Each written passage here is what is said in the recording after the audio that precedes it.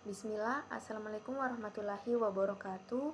Perkenalkan, nama saya Dila Rahmawati dengan stambuk Q1A11931. Di sini saya akan menjelaskan satu contoh enzim dalam bidang pangan pada mata kuliah aplikasi bioteknologi pangan. Langsung saja, pengertian enzim.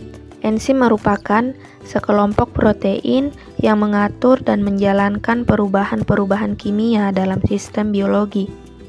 Lipase adalah enzim yang mengkatalisis reaksi hidrolisis ester, asam karboksilat dalam lemak atau minyak, dan sintesis monoester. Kemudian, sumber enzim lipase. Di antara sumber lipase baik berasal dari tumbuhan, hewan, dan mikroba, ternyata lipase mikroba paling banyak digunakan.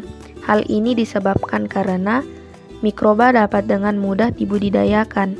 Selain itu, enzim lipase dari mikroba umumnya tahan terhadap panas meskipun jasad penghasilnya tidak tahan. Berikut kelompok dari enzim lipase. Lipase atau triasil gliserol asil hidrolase adalah kelompok enzim yang mengkatalisis hidrolisis rantai panjang trigliserida. Lipase merupakan enzim lipolitik yang larut dalam air dan dapat bekerja dalam emulsi minyak dalam air. Lipase merupakan kelompok enzim yang secara umum berfungsi dalam hidrolisis triasil gliserol atau trigliserida untuk menghasilkan asam lemak rantai panjang dan gliserol. Berikutnya, penggunaan enzim lipase. Lipase merupakan enzim yang paling banyak digunakan sebagai katalisis berbagai reaksi senyawa organik. Lipase adalah biokatalisis yang berperan besar dalam aplikasi bioteknologi seperti sintesis biopolimer, biodiesel, produksi obat, dan produksi flavor. Next, fungsi enzim lipase.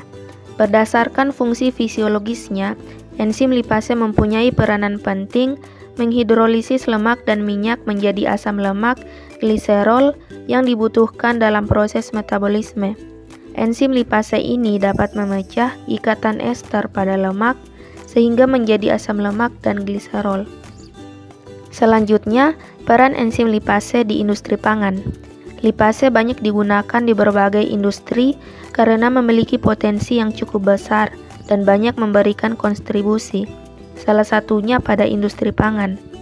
Lipase mampu menghidrolisis lemak susu menjadi lemak bebas yang diproduksi sehingga menghasilkan flavor keju yang khas.